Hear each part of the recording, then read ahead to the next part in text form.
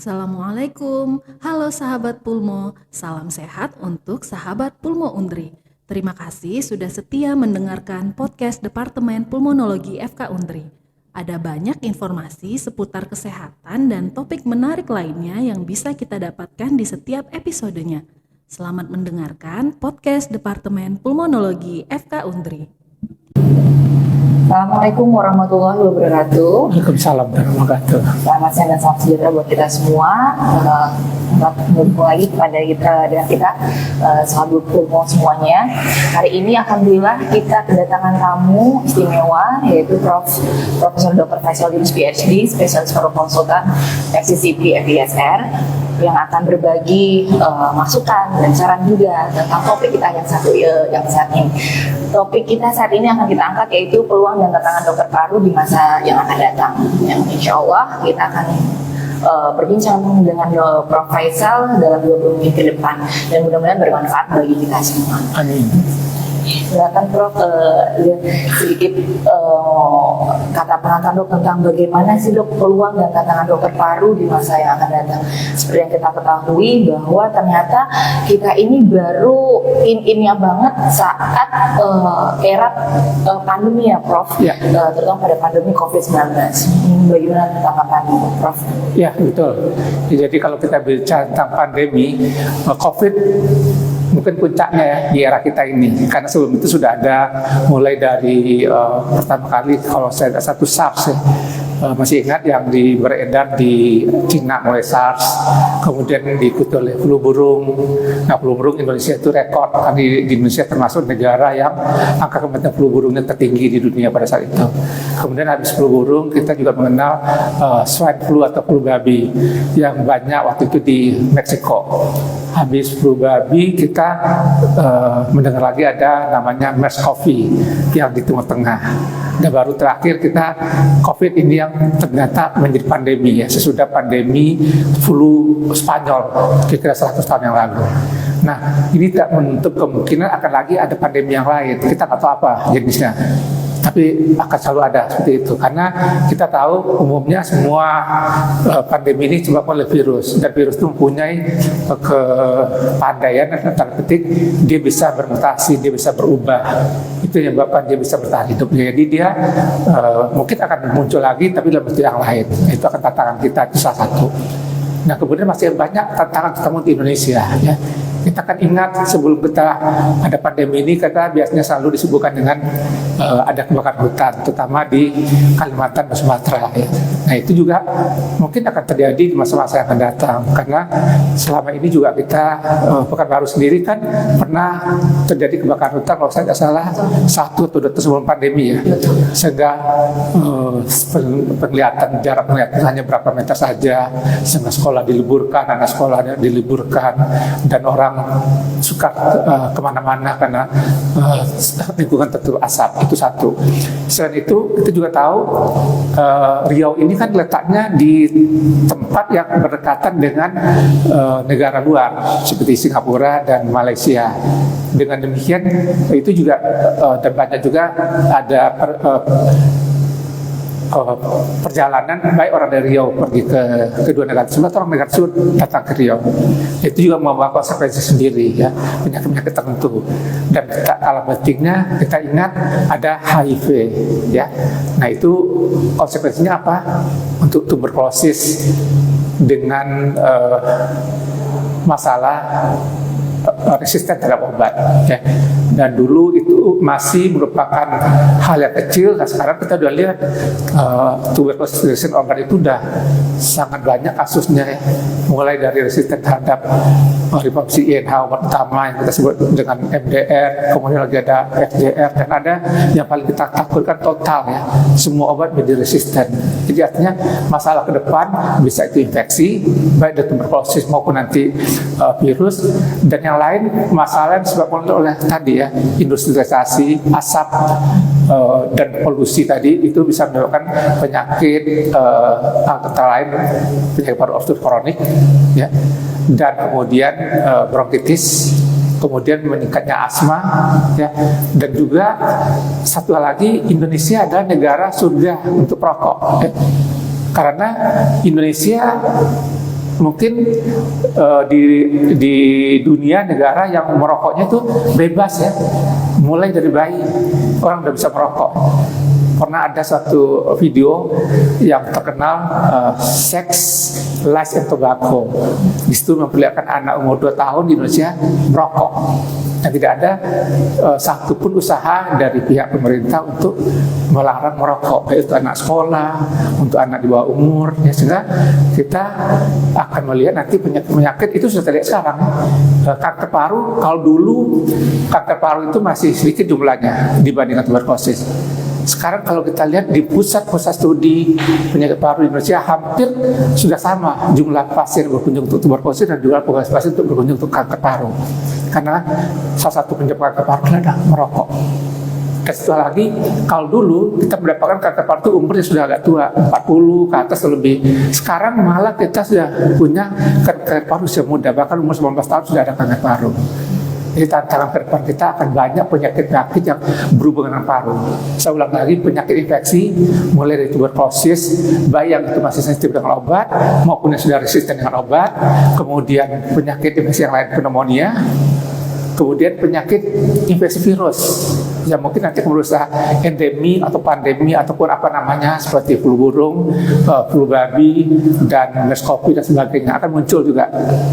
Dan selanjutnya penyakit yang tidak berhubungan dengan infeksi, asma, PPOK yang ada hubungannya dengan polusi, dengan kebiasaan merokok.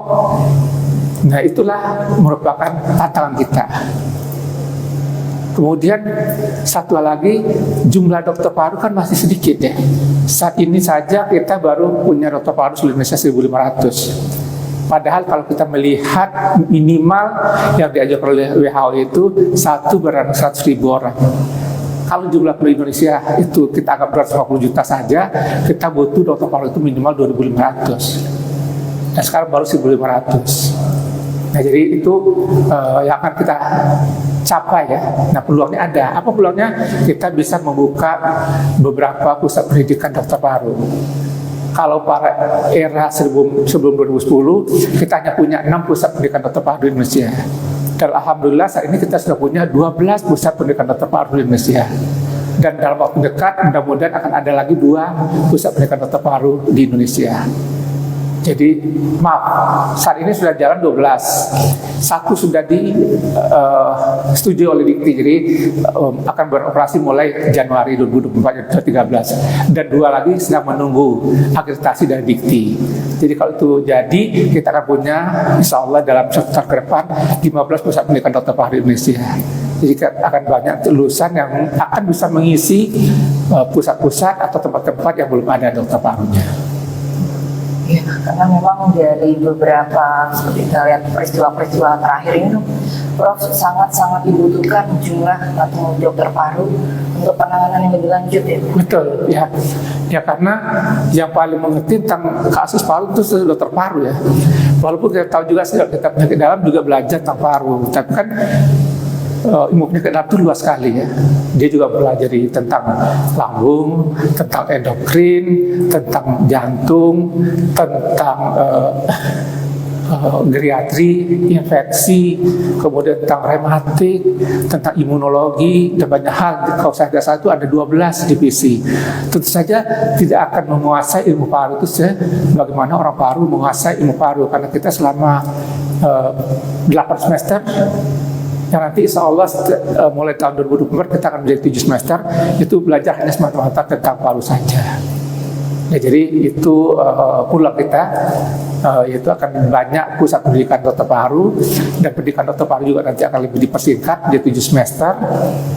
Itu peluang dan tantangannya tadi ya, jumlah pasien akan lebih banyak, kasus akan lebih banyak, dan juga akan lebih banyak hal-hal lain yang mungkin akan muncul sehubungan dengan ada polusi udara, ada kebiasaan merokok yang banyak, kemudian juga kebakaran hutan masih ada, seperti itu. Kemudian Prof, seperti dari kalau itu kan kita hitungannya dari dalam ya dok Prof ya, karena kita kekurangan tenaga kesehatan terutama di dokter paru. Sekarang pertanyaan berikutnya juga ada malah pengiriman atau datangnya invasi atau tenaga kesehatan asing Prof. Ya. Nah itu bagaimana Prof? Oke. Sebenarnya kita nggak perlu terlalu takut betul. Kenapa? Karena kalau datang tenaga asing pun, apakah mereka bisa menguasai bahasa Indonesia seperti kita menguasai? Tentu pasien akan memilih orang yang bisa berkomunikasi secara mendalam dengan mereka. Kalau mereka tidak bisa menguasai Indonesia secara dalam, bagaimana dia bisa mengetahui atau menggali sesuatu dari pasien mereka seperti itu. Dan kemudian setelah lagi, apakah dokter-dokter asing itu mau ke pedalaman? Ya? Misalkan ke pedalaman di Kalimantan sana, pedalaman di Irian, di Papua, atau di Maluku, seperti itu. Jadi sebenarnya kalau kita bisa menambah jumlah dokter paru dan mereka pergi ke daerah-daerah pelosok, itu akan lebih diterima oleh masyarakat Indonesia, karena mereka tahu betul kebudayaan Indonesia, tahu betul bagaimana mereka bersikap, dan karena itu juga masuk bahasa Indonesia dengan baik, ya, yang mungkin tidak akan ditemukan oleh orang asing. Satu lagi kita juga mengetahui, ya, terus terang saja saat ini kan kalau dia menjadi pegawai negeri, penggajian atau dana yang dapat kan tidak terlalu banyak, ya. Nah, apakah dokter asing itu mau dengan gaji sedikit mau bekerja di Indonesia? Tentu mereka akan mencari peluang yang lebih bagus untuk bisa mendapatkan, kan tujuan mereka mencari pekerjaan untuk mendapatkan insentif lebih banyak, ya. Nah, insentif lebih banyak akan lebih banyak didapatkan kalau dia bekerja di kota. Sedangkan di kota-kota kan umumnya sudah banyak dokter-dokter yang lain seperti itu. Dan jadi maksudnya dengan kita meningkatkan jumlah, juga meningkatkan mutu kita,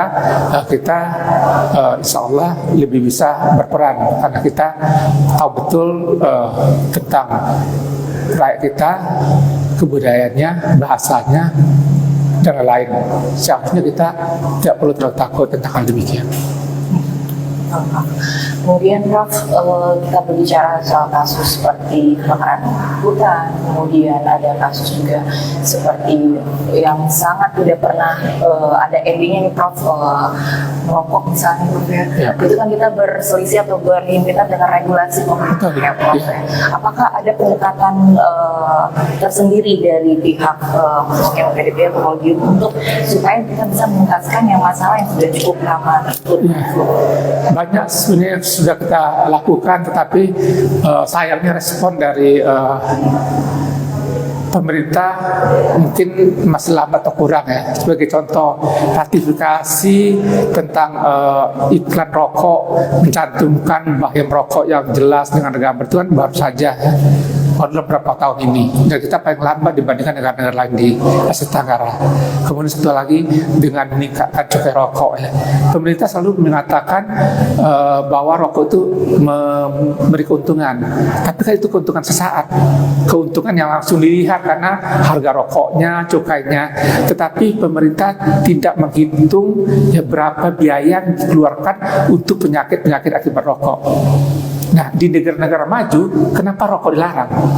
Karena mereka tahu betul bahwa uang yang dikeluarkan untuk membiayai penyakit akibat rokok, apakah itu PPOK, apakah itu kanker paru, itu baru dari penyakit paru, belum lagi untuk yang lain, jantung, stroke, dari penyakit yang lain, itu semua membutuhkan biaya dan sangat banyak, dan pengobatannya seumur hidup penyakit tersebut. Dan itu kita bisa, dan alhamdulillah sejak zaman BPJS, JKN kan semua penyakit ditanggung oleh pemerintah. Nah sekarang itu mereka bisa berhitung berapa biaya mereka keluarkan untuk PPOK, berapa biaya dikeluarkan untuk penyakit kanker paru, berapa biaya dikeluarkan untuk penyakit jantung, ya, yang notabene itu akan dibayar seumur hidup. Nah berapa untung yang mereka dapat dari asap rokok, dari keuntungan cukai rokok, dan itu jauh lebih besar biaya yang dikeluarkan. Maka dengan melihat itu nanti pemerintah akan sadar bahwa sebenarnya lebih banyak bahaya atau kerugian yang didapatkan dari rokok dibandingkan yang keuntungan. Nah itu sudah disadari dan kita betul oleh negara maju. Maka kita lihat hampir semua negara maju mereka sangat ketat dalam hal melarang merokok. Dan juga kita lihat pabrik-pabrik rokok yang dulu ada di Amerika semua sekarang udah hengkang ke Indonesia. Karena sampai saat ini Indonesia masih merupakan surga buat baik industri rokok maupun untuk perokok. Karena di Indonesia belum ada regulasi yang ketat tentang merokok ini ya. Kalau di negara maju kan orang tidak bisa merokok sembarangan, tidak juga ada umur ya. Tidak boleh orang membeli rokok kalau umurnya masih di bawah umur ya, di bawah 20 tahun. Ya. Kemudian satu lagi di negara maju nggak boleh beli rokok ketengan, dan harga rokok tinggi kan, cukainya tinggi. Dengan demikian membatasi orang untuk merokok. Tapi di Indonesia kan harga rokok murah, kemudian orang bisa beli ketengan, bisa beli 1 batang 2 batang, jadi terasa. Kemudian siapa saja bisa beli rokok, bahkan anak umur 3 tahun bisa saja beli rokok di Indonesia. Nah itulah tantangan dan juga yang akan menjadi masalah. Nah ini perlu regulasi dari pemerintah. Kalau dari pemerintah terpadu Indonesia kita udah ada dulu ya, mulai dari bagaimana mencegah jangan ada iklan rokok di media-media massa, jangan ada iklan rokok dekat dengan sekolah, kemudian juga meminta regulasi pembatasan daerah untuk merokok. Tapi sebagian sudah ada peraturan undang-undang, tapi pelaksanaannya yang belum tidak dengan tegas ya. Seperti Jakarta itu sudah ada tidak boleh merokok di tempat umum dan lain, tapi kan itu tidak berjalan seperti yang kita harapkan. Kemudian Prof, dengan masalah itu kan tadi kita bisa tentang tenaga kesehatan ya Prof. Kemudian kita masuk ke ranah regulasi dengan pemerintah Prof. Nah sekarang kalau dari bagian prasarana apa sih yang kita akan lakukan untuk meningkatkan kompetensi pada dokter paru kita supaya tantangan ke depan itu bisa lebih berkompetitif dengan tindak spesialistik yang lain Prof? Ya, tentu saja sarana pendidikannya juga harus lengkap ya. Alhamdulillah untuk dokter paru tidak terlalu banyak sarana yang kita butuhkan untuk menegakkan diagnosis. Ya, karena rata-rata hampir semua tempat untuk pendidikan itu sudah ada peralatan seperti alat ronsen, bahkan CT scanning untuk bisa menegakkan diagnosis. Kemudian juga alat misalnya paru sederhana itu spirometri. Walaupun kita ini lebih tinggi dari itu, seperti ada pemeriksaan kapasitas difusi, ada pemeriksaan untuk cardiopulmonary exercise. Nah itu secara bertahap, kalau itu bisa ditingkatkan dengan ini, kita juga bisa meningkatkan kompetensi dan bisa juga melakukan beberapa tindakan diagnostik yang lebih tinggi ya, yang kira-kira sama dengan yang kita dapatkan di luar. Kalau sarana untuk pengobatan, ya alhamdulillah hampir semua obat-obat yang esensial untuk penyakit paru itu sudah masuk ke formularium nasional di BPJS, seperti obat untuk asma, obat untuk PPOK, obat untuk infeksi, dan juga obat untuk kanker paru. Sebagian besar obat-obat itu sudah masuk dan sudah dijamin oleh pemerintah. Tetapi yang masih jadi masalah mungkin distribusinya ya. Masih ada daerah-daerah, terutama daerah-daerah terpencil seperti waktu itu ke Papua, masih ada obat-obat yang seharusnya ada tapi belum ada, karena walaupun obat itu sudah tersedia di formularium nasional. Seperti itu.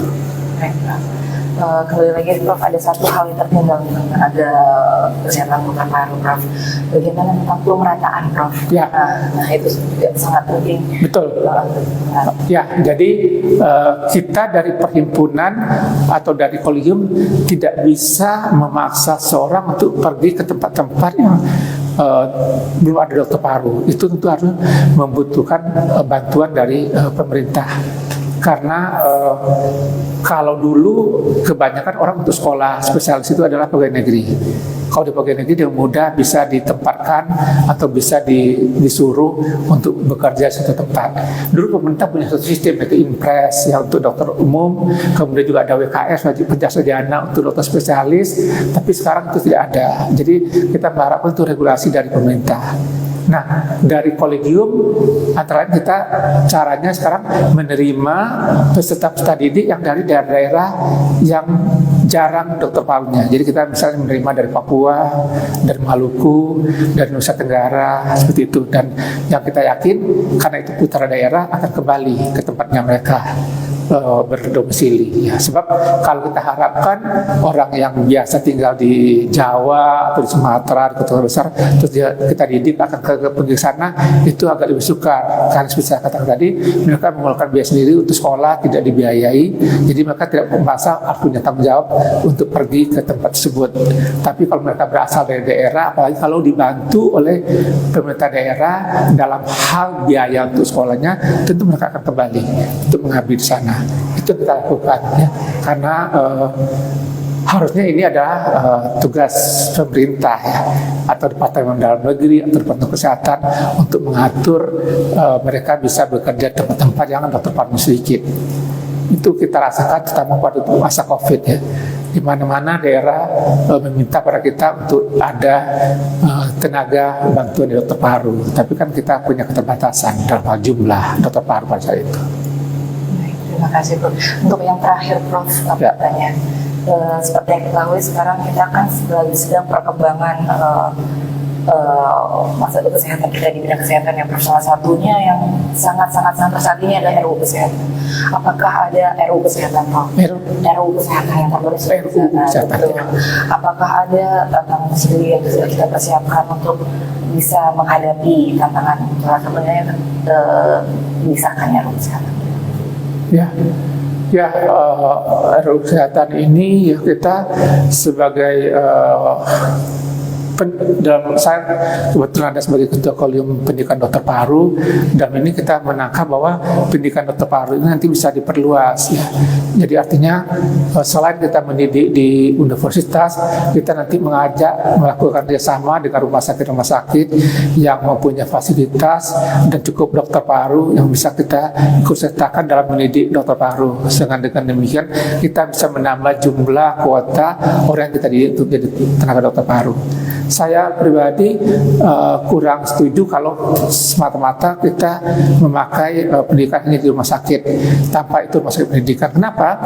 Karena kalau rumah sakit saja yang ada dokter parunya, mereka kan kerja utamanya adalah melayani kan, dan lagi kan di bidang paru itu ada berapa divisi ya, kita punya 6 divisi, mulai dari divisi infeksi, divisi onkologi atau keganasan, kemudian divisi imunologi, kemudian penyakit paru kerja, penyakit asma POK, dan intervensi pulmonologi dan gawat nafas. Dan tidak ada satu rumah sakit ya yang punya ke-6 divisi tersebut.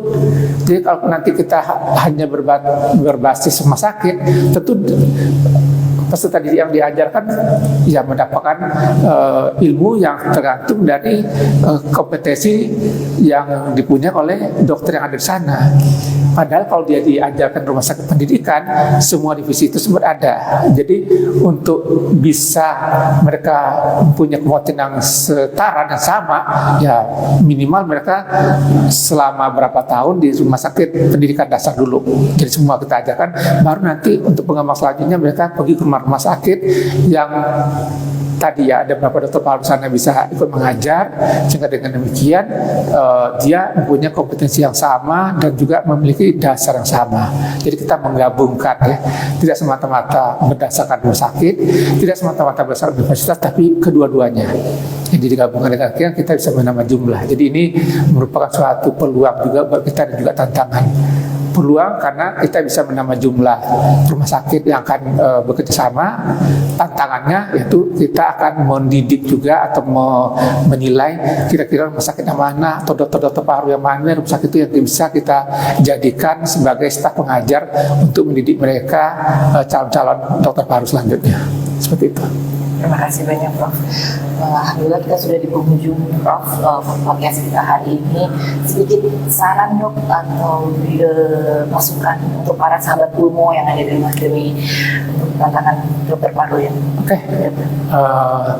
Untuk dokter paru ya sarannya ya supaya tetap meningkatkan diri ya, karena ilmu terus berkembang, penyakit juga terus bertambah. Dulu kita belum mengenal namanya penyakit interstisial lung disease, sekarang sudah banyak.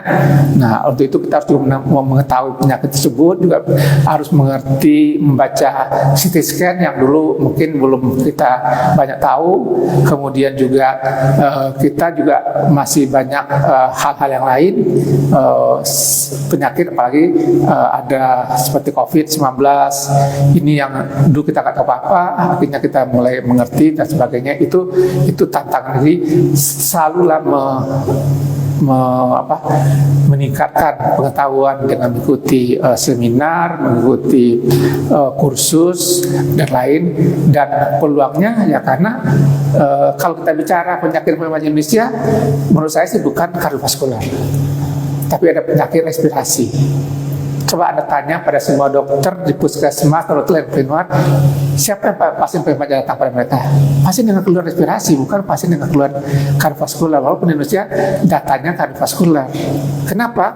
Karena kalau kita lihat di risk itu, pertama kardiovaskular, kedua tuberkulosis, ketiga pneumonia, nomor 5-nya asma PPOK, nomor 10-nya kanker paru. Nah, kita karena berpisah-pisah kelihatannya nomornya rendah, tapi kalau kita digabung jadi satu, ya kita paling banyak lah penyakit yang paling banyak di masyarakat ya. Hampir sepertiga pasien yang berkunjung ke puskesmas atau ke layanan primer itu adalah penyakit dengan keluhan respirasi. Jadi itu peluangnya. Jadi akan, dan satu lagi, sebelum COVID nggak begitu banyak orang ingin belajar menjadi dokter paru. Nah, waktu ada COVID, kita malah pikir akan lebih menurun, orang akan takut dengan COVID. Tapi apa yang terjadi? Sebaliknya, malah yang mendaftar dokter paru banyak sekali ya, karena mereka mengetahui ya, bahwa ada penyakit spesial tentang paru ini, seperti itu. Jadi itu peluang ya, untuk mereka yang belum belajar paru ya, Anda terbuka untuk bisa mendalami tentang paru. Dan sudah menjadi dokter paru tadi, Anda tetap harus meningkatkan diri dan juga mengembangkan diri sehingga ilmu Anda tetap menjadi up to date. Itu saja. Terima kasih atas perhatiannya. Selamat bertugas, semoga selalu sukses dan berjaya. Terima kasih Prof atas waktunya, kemudian kita masukan dan info. Baiklah sahabat Pulmo semuanya, kita sudah berada di akhir podcast kita hari ini. Kita tutup. Wassalamualaikum warahmatullahi wabarakatuh. Waalaikumsalam. Semoga bermanfaat bagi kita semua.